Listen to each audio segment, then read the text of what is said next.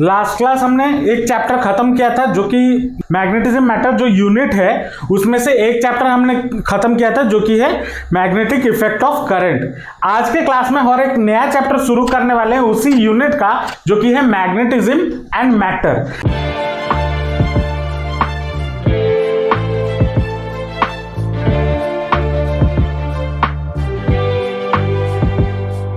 अब अगर आप बोर्ड पॉइंट ऑफ व्यू से देखो, चाहे आप 12th के बोर्ड के बारे में बात करो, चाहे वो टर्म 1 में आ रहा है, इसमें से बहुत सारे सिलेबस 2022 में जो सिलेबस आपका है बहुत सारा सिलेबस हटा दिया गया है और लेकिन एंट्रेंस में आने वाले हैं और कुछ टॉपिक्स ऐसे हैं जिसको हम अगर ना समझे। अब देखो ऐसा हुआ है, क्या कांड किए हैं, क्या कांड हुआ है। मान लो एक टॉपिक बी को समझने के लिए आपको ए टॉपिक समझना है, ठीक है, तो बी टॉपिक आपके सिलेबस में है लेकिन ए टॉपिक आपके सिलेबस से हटा दिया गया है। कुछ ऐसा किया गया है जो नया सिलेबस है। अब हम उसमें कोई चेंजेस तो कर नहीं सकते, तो हमें क्या करना होगा, हमें ए भी पढ़ना होगा तो बी भी पढ़ना होगा, ठीक है। अब जब मैं पढ़ा रहा हूँ ये मत बोलना कि सर ये टॉपिक बोर्ड में नहीं है, मैं वो टॉपिक इसलिए पढ़ा रहा हूँ ताकि आगे के टॉपिक्स जो हैं वो समझ में आ जाए, ठीक है। और बहुत सारे चीजें जो इजी वाला पार्ट था वो हटा दिया गया है इस चैप्टर में से और बहुत छोटा कर दिया है इस चैप्टर को।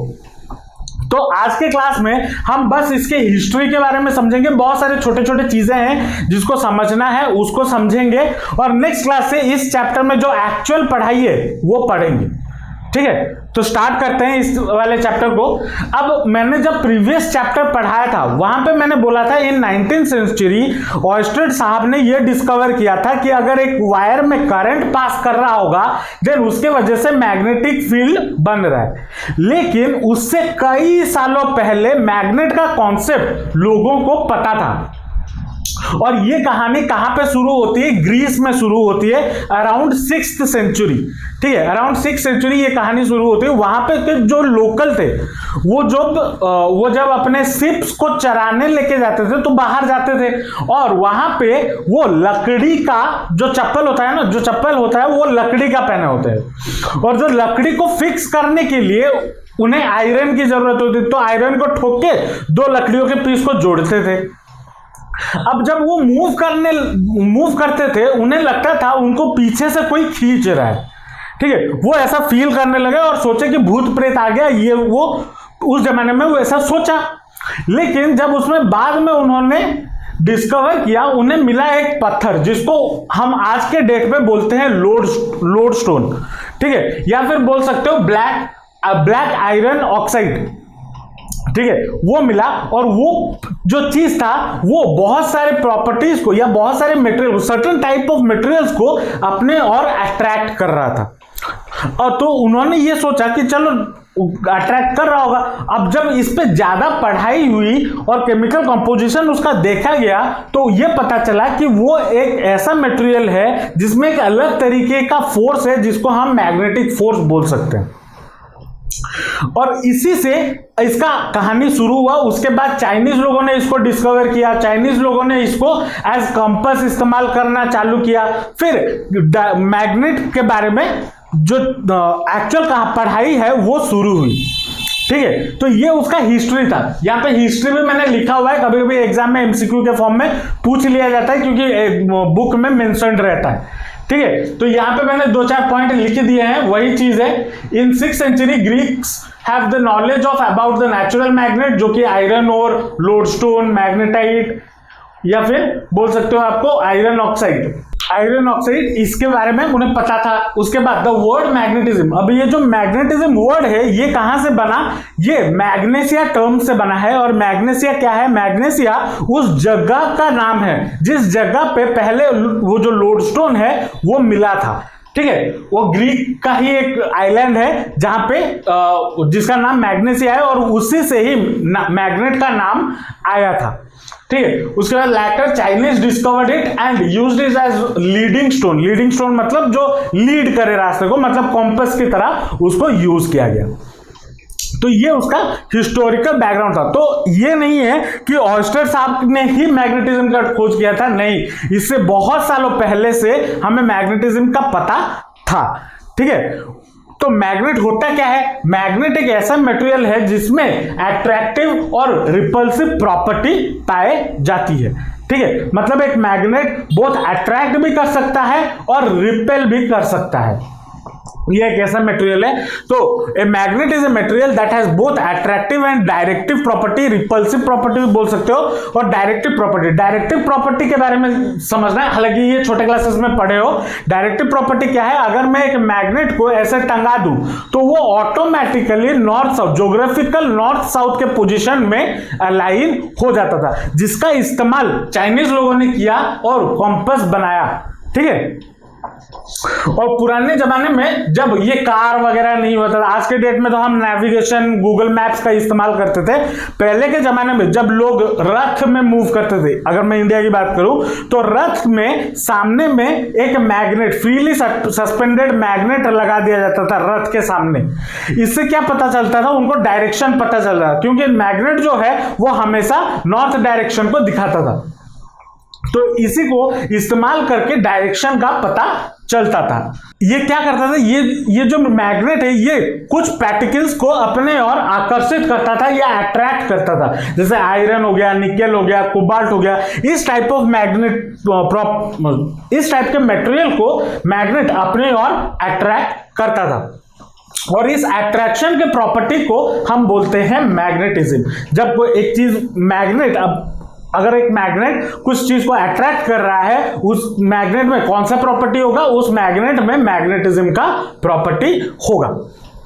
और वही मैंने बताया when it is suspended freely a thin long piece of magnet rest nearly in the geographical north south direction, जो डायरेक्टिव प्रॉपर्टी मैग्नेट का होता है, ठीक है। अब मैग्नेट की कुछ बेसिक प्रॉपर्टीज हैं। क्या? पहला अट्रैक्टिव प्रॉपर्टी, जो मैंने बोला, ये आयरन निकेल के मटेरियल्स को अपने ओर अट्रैक्ट करता है। डायरेक्टिव प्रॉपर्टी, ये नॉर्थ साउथ के डायरेक्शन में अलाइन करता है। अब क्यों अलाइन करता है उसके बारे में भी हम आगे के क्लासेस में पढ़ेंगे, अर्थ मैग्नेटिज्म में जब जाएंगे वहां पे पढ़ेंगे, ठीक है। उसके बाद आता है कि like pole repel and unlike pole attract. जो लाइक पोल होते हैं, जो अनलाइक पोल होते हैं, वो एक दूसरे को, लाइक पोल जो होते हैं वो एक दूसरे को रिपेल करते हैं, और जो अनलाइक पोल होते हैं वो एक दूसरे को अट्रैक्ट करते हैं। ऑलवेज एग्जिस्ट इन पेयर, ये हमेशा पेयर में एग्जिस्ट करते हैं। पेयर में एग्जिस्ट करते हैं मतलब नॉर्थ साउथ हमेशा एक साथ रहेगा। आप नॉर्थ को और साउथ को कभी अलग नहीं कर सकते, चाहे आप उसे 10 टुकड़े में या इतना छोटा पार्टिकल में भी तोड़ दो, मान लो एटम के लेवल में भी, तब भी एटम को तो नहीं, इतना कि आपका आंख को भी ना दिखे, उतने छोटे पार्टिकल में भी अगर तोड़ दो तो वहां पे वो नॉर्थ पोल और साउथ पोल दोनों एग्जिस्ट करेगा। वो मोनोपोल्स में एग्जिस्ट नहीं कर सकते, वो हमेशा डाइपोल में एग्जिस्ट करेंगे, ठीक है। उसके बाद आता है always magnetic induction. Magnetic induction मतलब अगर मैं एक मैग्नेट को एक जगह पे रखूं, उसके पास मैं अगर एक दूसरा आयरन ले लूं, मान लो एक एग्जांपल के तौर पे आयरन को उसके पास रखूं, उसके साथ चिपकाऊं ना, उसके पास रखूं, तो कुछ टाइम बाद वो आयरन पीस जो है वो मैग्नेट का जो प्रॉपर्टी है, अट्रैक्टिंग वाला प्रॉपर्टी, वो आयरन भी अपने में समा लेता है, और उसी को ही हम बोलते हैं इंडक्टिव प्रॉपर्टी, ठीक है। हालांकि फेरोमैग्नेटिक, पैरामैग्नेटिक ये सब कोर्स में आपका नहीं है, लेकिन सिलेबस में नहीं है, कोर्स में नहीं बोल नहीं सकता, सिलेबस से हटा दिया गया है, लेकिन एंट्रेंस में उसके बारे में पूछा जाता है, तो उसके बारे में भी हम पढ़ेंगे, ठीक है। तो ये कुछ बेसिक चीजें थी मैग्नेट के बारे में। अब मैग्नेट के रिलेटेड कुछ डेफिनेशन जो हमें पता होना चाहिए, जिसको लेके हम आगे की पढ़ाई कंटिन्यू करेंगे। तो अभी हम डिस्कस करेंगे कुछ इंपॉर्टेंट टर्म्स जो मैग्नेटिज्म से रिलेटेड है। अब हालांकि ये सब के ये जो कुछ टर्म्स है वो आप इसके प्रीवियस चैप्टर में भी सुने होंगे, लेकिन फिर भी यहाँ पे मैं और एक बार बता देता हूं ताकि कॉन्सेप्ट क्लैरिटी बना रहे, ठीक है। पहला चीज आता है मैग्नेटिक फील्ड। मैग्नेटिक फील्ड, ठीक है। मैग्नेटिक फील्ड क्या है? अगर आपके पास एक मैग्नेट है, ठीक है, अगर मान लो ये मैग्नेट हो गया, मैग्नेट की वजह से वो उसके चारों ओर उसका जितना इंफ्लुएंस है, ठीक है, जैसे कि मान लो अगर मैं यहाँ पे एक मैग्नेट रख देता हूं, ये हो गया नॉर्थ पोल, ये हो गया साउथ पोल, इस मैग्नेट की वजह से उसके चारों ओर ये मैग्नेट जो फोर्स लगा पा रहा होगा उसको हम बोलते हैं मैग्नेटिक फील्ड, ठीक है, या फिर बोल सकते हो the influence of a magnet in its surroundings, उसको हम क्या बोलेंगे, मैग्नेटिक फील्ड। ठीक है, तो मैग्नेटिक फील्ड क्या हो गया, influence of the magnet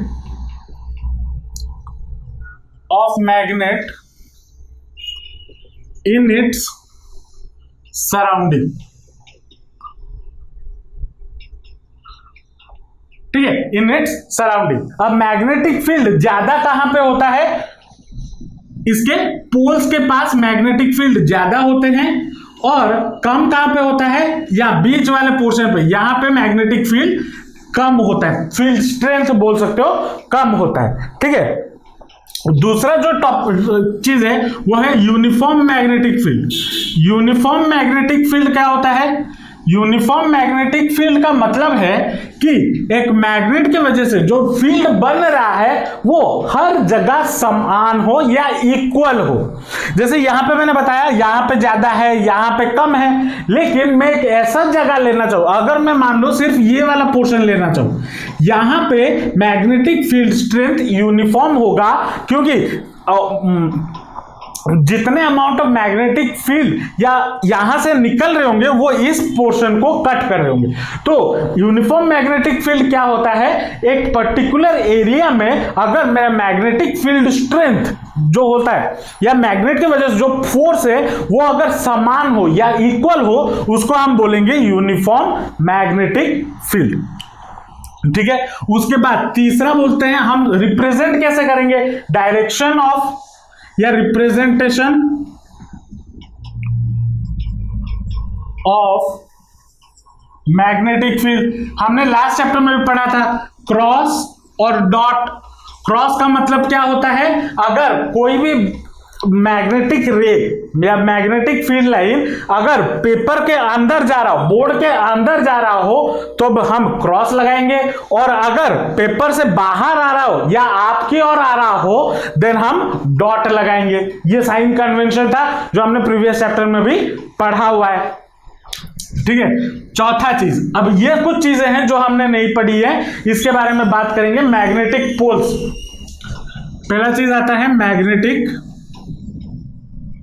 poles. इसको डायग्राम से समझते हैं।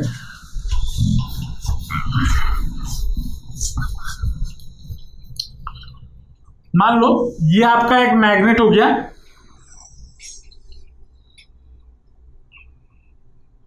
ये आपका नॉर्थ पोल, ये आपका साउथ पोल। ठीक है, एक अब देखो जो मैग्नेट्स होते हैं वो कई तरीके के होते हैं, नेचुरल मैग्नेट्स और आर्टिफिशियल मैग्नेट। नेचुरल मैग्नेट्स क्या होता है, जो लोडस्टोन हो गया, पत्थर हो गया, जो एक्चुअली अर्थ से निकल रहे हैं, और जो आर्टिफिशियल है जैसे ये बार मैग्नेट, इसको हम बनाए हुए हैं, फैक्ट्री में इंसानों ने बनाया हुआ है। हॉर्सू मैग्नेट, या आप बोल सकते हो कॉइल को यूज करके मैग्नेट, करंट को यूज करके मैग्नेट, ये सारे क्या होते हैं, आर्टिफिशियल मैग्नेट होते हैं जो हम बनाए हुए हैं। तो हमें पता होता है कि कौन सा साइड नॉर्थ पोल है, कौन सा साइड साउथ पोल है। तो ये आपका नॉर्थ पोल, मान लो ये मैग्नेट है, एक साइड उसका नॉर्थ पोल होगा, दूसरा साइड उसका साउथ पोल होगा। अब नॉर्थ पोल से साउथ पोल अगर एक लाइन ज्वाइन करता है, इस लाइन को हम बोलते हैं मैग्नेटिक एक्सिस। क्या बोलते हैं, मैग्नेटिक एक्सिस बोला जाता है। ठीक है, जो line joining the north pole and south pole, उसको हम बोलेंगे क्या, मैग्नेटिक एक्सिस। अब ये सब टर्म्स इसलिए याद रखना जरूरी है, क्वेश्चन में एमसीक्यू फॉर्म में अगर ये टर्म डाल के कोई एक इक्वेशन बना दे तो कंफ्यूज ना हो, टर्म पता होना चाहिए। ठीक है, और अगर मान लो एक लाइन इस मैग्नेटिक एक्सिस को दो इक्वल पार्ट में कट कर रहा हो, एक लाइन अगर इस मैग्नेटिक एक्सिस को दो इक्वल पार्ट में कट कर रहा हो, उस लाइन को हम क्या बोलेंगे, मैग्नेटिक इक्वेटर। Magnetic equator. ठीक है, मैग्नेटिक एक्सिस क्या होता है, जो नॉर्थ पोल और साउथ पोल को टच करता है। जो लाइन नॉर्थ पोल और साउथ पोल को टच करता है along the axis या along the magnet, उसको हम बोलेंगे मैग्नेटिक एक्सिस। और जो लाइन इस मैग्नेटिक एक्सिस को दो इक्वल पार्ट में कट करता है उसको हम बोलेंगे मैग्नेटिक इक्वेटर। ठीक है। उसके बाद आता है मैग्नेटिक लेंथ। अब देखो नॉर्थ पोल से साउथ पोल तक का जो डिस्टेंस होगा उसको हम बोलेंगे मैग्नेटिक लेंथ। अब यहां पे एक मजेदार सा चीज देखो, अगर ये बार मैग्नेट है तो जो नॉर्थ पोल आप देख रहे होगे, मैं नॉर्थ पोल इधर नहीं बना रहा हूं, मैं थोड़ा अंदर बनाया हूं, इधर साउथ पोल भी थोड़ा अंदर बनाया हूं, और ऐसा ही जनरली होता है, ठीक है। जो नॉर्थ पोल और साउथ पोल होता है वो थोड़ा अंदर होते हैं एज कंपेयर टू उसका ज्योमेट्रिकल शेप। तो इसका जो ज्योमेट्रिकल लेंथ होगा, मतलब यहां से लेके यहां तक, इसको हम क्या बोलते हैं, इसको हम बोलते हैं geometrical length of magnet, geometrical length of magnet, ठीक है। तो जो मैग्नेटिक लेंथ होता है, जो मैग्नेटिक लेंथ होता है वो जनरली छोटा होता है as compare to geometrical length of the magnet. ये सारे टर्म समझ में आए, मैग्नेटिक लेंथ क्या होता है, ज्योमेट्रिकल मैग्नेटिक लेंथ क्या होता है, मैग्नेटिक एक्सिस क्या होता है, मैग्नेटिक इक्वेटर क्या होता है, समझ में आया या नहीं आया। अच्छा, और एक पॉइंट भी लिख लेना यहाँ पे, ये अगर एमसीक्यू में पूछ ले तो द रेशियो, या फिर बोल सकते हो मैग्नेटिक लेंथ, मैग्नेटिक लेंथ और ज्योमेट्रिकल लेंथ ऑफ मैग्नेट, उनका रेशियो लगभग 0.84 होता है, ठीक है। या फिर बोल सकते हो 84/100। मतलब अगर मैग्नेटिक लेंथ को और ज्योमेट्रिकल लेंथ को डिवाइड करोगे देन आपको अप्रोक्सीमेटली 0.84 मिलेगा, चाहे आप कितना भी बड़ा मैग्नेट लेके चले जाओ। आप बोलोगे इतू सा मैग्नेट में भी, इतू सा मैग्नेट लो या इतना बड़ा मैग्नेट लो, इतना सा मैग्नेट लो, कितना भी बड़ा मैग्नेट लो, उनका जो रेशियो होता है लगभग अराउंड 0.84 होता है, ठीक है। इसको भी याद रख लेना, हो सकता है एमसीक्यू में पूछ ले, ठीक है। कोई भी छोटा चीज क्यों छोड़े, ठीक है, इसको नोट डाउन कर लो। तो ये कुछ टॉपिक्स थे या कुछ इंपॉर्टेंट टर्म्स थे जो मैग्नेटिज्म से रिलेटेड थे। अब इसमें और थोड़ा आगे बात करेंगे, पहले इसको नोट डाउन कर लो। नेक्स्ट जो चीज है जो हमें इधर पढ़ना है वो है Coulomb's law of magnetic force. अब नाम सुनने में जैसा लग रहा होगा ना, कूलम्स, ये कहीं पे पढ़े हैं, याद करो। इलेक्ट्रोस्टैटिक्स में इसके बाद कूलम्स लॉ हम यूज कर रहे थे। कूलम्स लॉ क्या बोलता था, अगर इलेक्ट्रोस्टैटिक्स अगर था, मान लो ये पॉजिटिव चार्ज ये नेगेटिव चार्ज, इन दोनों के बीच में अगर डिस्टेंस r हुआ करता था तो इन दोनों के बीच में जो अट्रैक्टिव या रिपल्सिव फोर्स होता था उसको हम निकालते थे बाय यूजिंग कूलम्स लॉ। याद आ रहा है कुछ? और फॉर्मूला क्या होता था, F is equal to K into Q1 Q2 upon R square होता था। याद आ रहा है कुछ? वैसे ही मैग्नेटिज्म में भी हमारे पास दो पोल्स हैं, नॉर्थ पोल और साउथ पोल। मान लो मेरे पास एक मैग्नेट है ये, और इनके बीच का ये नॉर्थ पोल हो गया, ये साउथ पोल हो गया। इनके बीच नॉर्थ पोल से साउथ पोल का जो डिस्टेंस है वो हो गया r, ठीक है। नॉर्थ पोल का जो पोल स्ट्रेंथ है, pole strength of north pole मान लो है QM1, ठीक है। और pole strength of south pole मान लो हो गया कितना, QM2, ठीक है। अब तुम बोलोगे सर ऐसे ना रख के मैं अगर ऐसे रख दूं, मान लो एक मैग्नेट यहां पे नॉर्थ पोल और एक दूसरा मैग्नेट यहां पे जो कि है जिसका नॉर्थ पोल, और इनके बीच का डिस्टेंस भी वही r हो गया। ये सेम केस है, ठीक है। आप एक मैग्नेट के बीच में निकालो, दो ऐसे मैग्नेट रख दो या फिर दो साउथ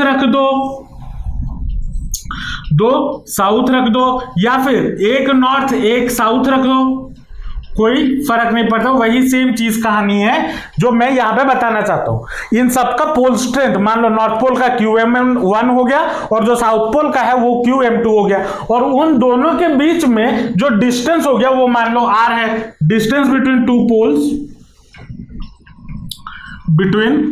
टू पोल्स मान लो हो गया आपका r। तो उनके बीच में जो अट्रैक्शन हो रहा होगा या रिपल्सन हो रहा होगा तो कुछ फोर्स लग रहा होगा। जैसे चार्ज अगर था, चार्ज अगर अट्रैक्ट हो रहे थे या रिपल हो रहे थे तो उसमें फोर्स लगता था, और उसको हम बाय यूजिंग कूलम्ब्स लॉ हमने ये निकाला हुआ था Q1 Q2 upon R square, K Q1 Q2 upon R square. तो यहां पे भी कूलम्ब साहब ने उसी फॉर्मूला या उसी कॉन्सेप्ट का इस्तेमाल किया था और बोला था जो फोर्स ऑफ अट्रैक्शन या repulsion F will is directly proportional to Q1 QM1 into QM2 divided by R square होगा। ठीक है, product of pole strength divided by R square. ये QM1 और QM2 क्या है? Pole strength of north pole and south pole. तो F is equal to क्या हो गया? K into QM1 into QM2 upon R square, ये हो गया। वेयर जो K का वैल्यू है, K क्या है आपका? K is equal to mu naught by 4 pi. ठीक है, म्यू नॉट बाय 4 पाई, और उसका वैल्यू कितना होता है? 10 टू द पावर -7 न्यूटन, ये होता है। ठीक है, तो इसी को ही हम बोलते हैं Coulomb's law of magnetic force. अगर दो मैग्नेट को हम आसपास रखते हैं तो अगर वो अट्रैक्ट होता है या फिर रिपेल होता है तो उसमें जिस फोर्स से वो अट्रैक्ट हो रहा है या रिपेल हो रहा है वो हम कैसे बता सकते हैं? वो हम Coulomb's law of magnetic force से बता सकते हैं, और वो कितना होता है? F is equal to K into QM1 into QM2 upon R square. ठीक है, अगर इलेक्ट्रोस्टैटिक के साथ थोड़ा तालमेल बिठा के चलो तो याद रह जाएगा, अलग से याद करने की जरूरत नहीं है। QM1 क्या है और QM2 क्या है? Magnetic pole strength of north pole and south pole respectively. समझ आया या नहीं आया? इलेक्ट्रोस्टैटिक्स में अगर याद हो, हमने और एक टर्म भी पढ़ा था जिसको हम बोलते थे डाइपोल। अगर याद हो, डाइपोल के बारे में हम पढ़े थे। डाइपोल क्या होता था? अगर दो इक्वल एंड ऑपोजिट चार्जेस बहुत छोटे से डिस्टेंस पे रखा जाए, इसको हम 2L लेते थे डिस्टेंस, है ना, और ये उसका मिड पॉइंट होता था, और ये इक्वल प्लस Q और ये माइनस Q। दो इक्वल एंड ऑपोजिट चार्जेस अगर छोटे से डिस्टेंस में रखा जाए उसको हम बोलते थे डाइपोल। वैसे ही मैग्नेटिक डाइपोल भी होता है। मैग्नेटिक डाइपोल क्या है? मैग्नेटिक डाइपोल, अगर मान लो दो मैग्नेट है, नॉर्थ पोल और साउथ पोल, और उनके बीच में एक छोटा सा डिस्टेंस है, और इनका जो पोल स्ट्रेंथ है QM1 अगर इक्वल टू QM2 हो, देन हम क्या बोलेंगे कि ये एक मैग्नेटिक डाइपोल है। या फिर अगर मैं एक ही मैग्नेट ले लेता हूं, ये हो गया नॉर्थ पोल, ये हो गया साउथ पोल, इनके बीच का जो डिस्टेंस है वो हो गया मान लो छोटा सा डिस्टेंस r, और इनका पोल स्ट्रेंथ अगर इक्वल होगा, क्योंकि एक ही मैग्नेट है तो जाहिर सी बात है पोल स्ट्रेंथ भी इक्वल होगा, तो इस अरेंजमेंट को हम बोलते हैं मैग्नेटिक डाइपोल। तो मैग्नेटिक डाइपोल क्या होता है? दो लाइनों में लिख लो। तो मैग्नेटिक डाइपोल आपका क्या हो गया? Arrangement of two equal and opposite magnetic poles with a small distance between them is called magnetic dipole. ठीक है, जैसे इलेक्ट्रिक डाइपोल था वैसे ही मैग्नेटिक डाइपोल। अब मैग्नेटिक डाइपोल में जैसे यहां पे हमने इलेक्ट्रोस्टैटिक्स में याद करो इक्वेटोरियल पोजीशन और या on axial position, equatorial position, यहां पे हमने डाइपोल निकाला था या इलेक्ट्रिक फील्ड निकाला था, या बोल सकते हो डाइपोल का इस्तेमाल करके निकाला था इलेक्ट्रिक फील्ड। यहां पे भी था लेकिन आपके सिलेबस में नहीं है तो मैं वो अभी नहीं बताऊंगा या पढ़ाऊंगा। अगर बाद में टाइम होता है तो एंट्रेंस के लिए उसके बारे में भी हम बात करेंगे। ठीक है, तो अभी के लिए ये समझ लो मैग्नेटिक डाइपोल क्या होता है। अगर दो मैग्नेट या एक मैग्नेट का पोल, अगर एक मैग्नेट है जिसका पोल स्ट्रेंथ इक्वल है, वो अगर पास पास रखे गए हैं, देन उस अरेंजमेंट को हम क्या बोलते हैं? Magnetic dipole. और वैसे यहां पे याद करो डाइपोल मोमेंट हुआ करता था, डाइपोल मोमेंट, और उसको हम P से रिप्रेजेंट करते थे डाइपोल मोमेंट। वैसे यहां पे मैग्नेटिक डाइपोल मोमेंट होता है, मैग्नेटिक डाइपोल मोमेंट। ठीक है, यहां पे डाइपोल मोमेंट क्या होता था? P is equal to Q into 2L।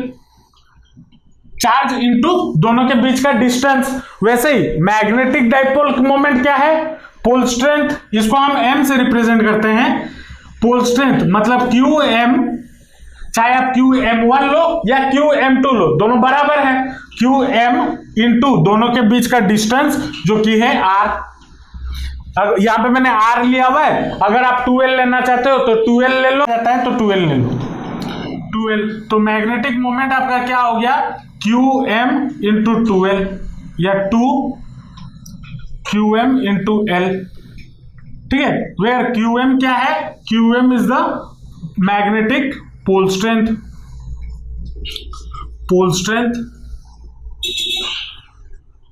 और 2L क्या है, 2L is the distance between two poles, distance between two poles. अब मैग्नेटिक मोमेंट जो होता है ये एक वेक्टर क्वांटिटी होता है, ये एक वेक्टर क्वांटिटी होता है। जैसे डाइपोल मोमेंट या इलेक्ट्रिक डाइपोल मोमेंट P भी एक वेक्टर क्वांटिटी होता था, वैसे ही मैग्नेटिक डाइपोल मोमेंट M भी एक वेक्टर क्वांटिटी होता है। और वेक्टर क्वांटिटी अगर है तो उसका डायरेक्शन कहां से कहां होगा, उसका डायरेक्शन अगर मैग्नेटिक मोमेंट आपका एक वेक्टर क्वांटिटी है तो उसका डायरेक्शन क्या होगा, south pole to north pole. Direction of M हमेशा कहां से होगा, south pole, S pole to north pole. ठीक है, south pole to north pole का डायरेक्शन होगा। और इसका SI यूनिट क्या हो जाएगा, एम्पियर मीटर स्क्वायर। ठीक है, समझ में आया मैग्नेटिक डाइपोल क्या होता है, मैग्नेटिक डाइपोल मोमेंट क्या होता है। अब इन सब की जरूरत होगी आगे। ठीक है, बोलोगे सर ये सिलेबस में नहीं है, ये सब मैं इसलिए बता रहा हूं क्योंकि आगे इसकी जरूरत होगी, नेक्स्ट क्लास की जरूरत होगी जो मैं पढ़ाऊंगा। ठीक है, तो इसको नोट डाउन कर लो। फिर और कुछ चीजें हैं उसके बारे में बात करेंगे, इसको लिख लो। उसके बाद मैग्नेटिक फील्ड लाइंस, ये क्या होते हैं। अब जैसे इलेक्ट्रिक फील्ड में इलेक्ट्रिक फील्ड लाइन होता था, जैसे एक चार्ज अगर मान लो एक पॉजिटिव चार्ज होता था तो उसमें इलेक्ट्रिक फील्ड लाइन कैसा होता था, ऐसे चार्ज से निकल रहा होता था पॉजिटिव के लिए, और अगर नेगेटिव चार्ज होता था तो उसके अंदर जाता था, है ना। वैसे ही अगर एक मैग्नेट है, मैग्नेट के चारों ओर जो मैग्नेटिक फील्ड है नॉर्थ और साउथ, इसके चारों ओर जो मैग्नेटिक फील्ड है उसको रिप्रेजेंट किया जाता है मैग्नेटिक फील्ड लाइन से। और ये जो मैग्नेटिक फील्ड लाइन से ये एक्चुअल में होता नहीं है, ठीक है, लेकिन हम इसे बनाते हैं ताकि हम जब इसकी स्टडी करें, जब इसके बारे में हम पढ़ें तो हमारा पढ़ाई आसान हो जाए। जैसे अर्थ अगर सन के चारों ओर घूम रहा है उसके लिए एक फिक्स्ड रास्ता नहीं है, मतलब एक फिक्स्ड रास्ता है लेकिन वो आपको दिखेगा नहीं। अर्थ पे जो लाइंस बना हुआ रहता है लॉन्गिट्यूड और लैटिट्यूड, अर्थ पे नहीं ग्लोब पे, क्या जमीन अर्थ के ऊपर, एक्चुअल अर्थ के ऊपर वैसे लैटिट्यूड लॉन्गिट्यूड होता है नहीं। हम अपने पढ़ाई को आसान बनाने के लिए लॉन्गिट्यूड लैटिट्यूड बनाते हैं। वैसे ही यहां पे हम मैग्नेट के बारे में अच्छे से जानने के लिए हम मैग्नेटिक फील्ड लाइंस का इस्तेमाल करते हैं। ठीक है, तो मैग्नेटिक फील्ड लाइंस क्या होते हैं, they are the imaginary lines, they are the imaginary lines that represent the magnetic field of a magnet।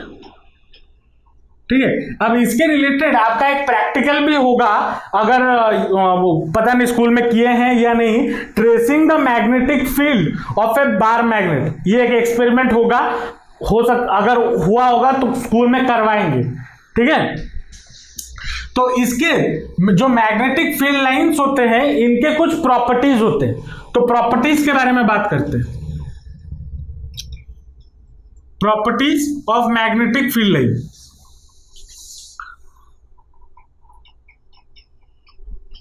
अब देखो प्रॉपर्टीज में they are the closed loop, they are closed loop. अब इसको मैं थोड़ा इलेक्ट्रिसिटी के साथ मैच करके कंपेयर करके पढ़ाऊंगा ताकि उसका रिवीजन भी हो जाए चार्ज का, और इधर मैग्नेट का भी आपको याद हो जाए।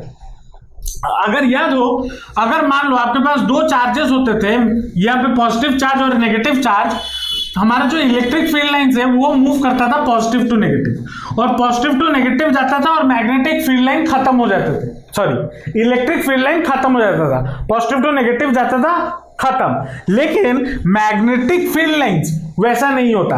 मैग्नेटिक फील्ड लाइंस कैसा होता है, अगर ये आपका नॉर्थ पोल है और ये साउथ पोल है, नॉर्थ पोल से मैग्नेटिक फील्ड लाइन निकलेगा और साउथ पोल में घुसेगा अंदर और ऐसे मूव करेगा,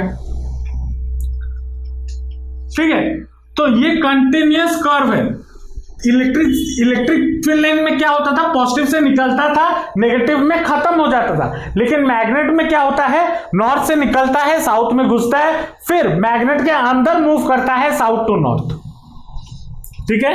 तो इसलिए मैंने क्या बोला, they are the closed loop, और दे मूव या ट्रैवल, बोल सकते हो आउटसाइड द मैग्नेट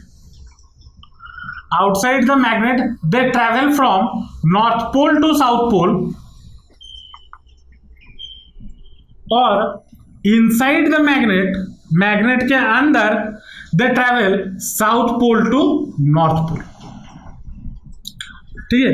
ये एक मेजर डिफरेंस है इलेक्ट्रिक फील्ड लाइन और मैग्नेटिक फील्ड लाइन के बीच में, ठीक है। तो ये पहला प्रॉपर्टी हो गया। पहला प्रॉपर्टी क्या है, मैग्नेटिक फील्ड लाइंस जो होते हैं वो क्लोज्ड लूप्स होते हैं, और मैग्नेट के बाहर वो north pole to south pole travel करते हैं, और मैग्नेट के अंदर south pole to north pole travel करते हैं। अब दूसरा, मैग्नेटिक फील्ड लाइंस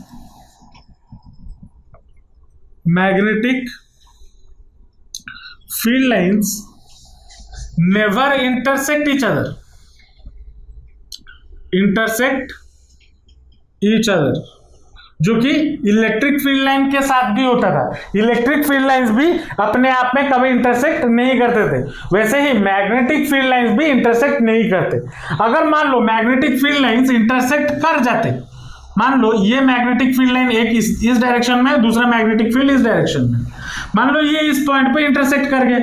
अगर इंटरसेक्ट कर गए तो होगा क्या, तो एक ही पॉइंट पे दो मैग्नेटिक फील्ड लाइन का डायरेक्शन आएगा, दो direction of a magnetic field, ठीक है, जो कि कभी पॉसिबल नहीं है। इसीलिए हम क्या बोलते हैं, इसीलिए ये प्रूव होता है मैग्नेटिक फील्ड लाइन कभी इंटरसेक्ट नहीं होते, चाहे कितना भी क्राउडिंग हो जाए यहाँ पे पोल के पास, ठीक है, पोल के पास कितना भी क्राउडिंग हो जाए, वो कभी अपने आप में इंटरसेक्ट नहीं करेंगे। समझे या नहीं समझे? अगर मान लो यहां पे मैं नॉर्थ पोल को थोड़ा जूम आउट करके देखूं, ठीक है, मतलब अगर नॉर्थ पोल को और साउथ पोल को मैं थोड़ा जूम आउट करके देखूं, ये मान लो नॉर्थ पोल हो गया, ये साउथ पोल हो गया, नॉर्थ पोल से जो मैग्नेटिक फील्ड लाइन निकल रहा होगा या फिर साउथ पोल में जो मैग्नेटिक फील्ड लाइन घुस रहा होगा, वो हमेशा क्या होगा, नॉर्थ पोल से परपेंडिकुलर होगा या साउथ पोल से परपेंडिकुलर होगा। तो तीसरा, magnetic field lines are always perpendicular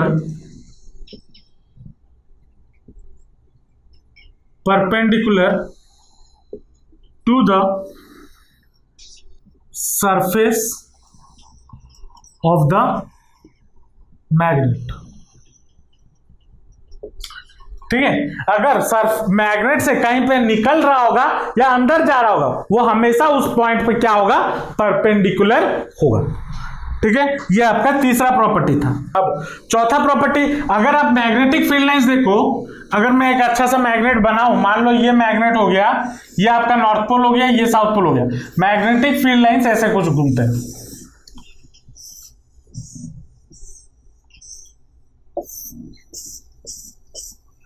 ये एक रफ सा डायग्राम है, मत सोचना कुछ इंटरसेक्ट कर रहा है, कोई इंटरसेक्ट नहीं कर रहा, बस डायग्राम में बताने के लिए बना रहा हूं, ठीक है। अब देखो यहां पे पोल के पास मैग्नेटिक फील्ड लाइंस ज्यादा है, ये देखो पोल्स के पास। लेकिन यहां पे जैसे जैसे हम पोल से दूर जाते जाएंगे मैग्नेटिक फील्ड या density of magnetic field lines कम होते जाते हैं। तो जहां पे density of magnetic field line ज्यादा है वहां पे मैग्नेटिक स्ट्रेंथ ज्यादा होगा, जहां पे density of magnetic field line कम है वहां पे कम magnetic field strength of magnet वहां पे कम होगा। तो यहां पे लिख सकते हो the strength of magnet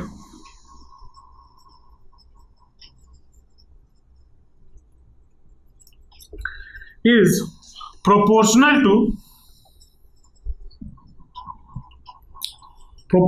to the density of magnetic field lines। जहां पे मैग्नेटिक फील्ड लाइन का डेंसिटी ज्यादा वहां पे स्ट्रेंथ ऑफ मैग्नेट ज्यादा, जहां पे डेंसिटी कम वहां पे मैग्नेटिक फील्ड स्ट्रेंथ कम। तो ये था मैग्नेटिक फील्ड लाइंस की कहानी और उसके जुड़े हुए कुछ प्रॉपर्टीज के बारे में हमने बात की। समझ में आया या नहीं है? हालांकि ये सब चीजें छोटे क्लासेस में पढ़े हुए हो। तो आज के क्लास को यहीं पे रखते हैं। थोड़ा बेसिक क्लास था, इंट्रोडक्टरी क्लास था। नेक्स्ट क्लास में हम इसमें और डिटेल में घुसेंगे और समझेंगे। ठीक है, होप आपको आज का क्लास समझ में आया होगा। अगर आपको कोई भी डाउट है या फिर आपका कोई भी फीडबैक है कमेंट सेक्शन में जरूर बताना। अगर वीडियो अच्छा लगा तो अपने दोस्तों के साथ शेयर जरूर करना, वीडियो को लाइक जरूर कर देना और चैनल को सब्सक्राइब कर देना, क्योंकि मैं आपके पढ़ाई के रिलेटेड कंटेंट रेगुलरली अपलोड करता रहता हूं। तो मिलते हैं नेक्स्ट वीडियो में। Till then all the best, जमकर पढ़ाई करते रहिए and thanks for watching the video.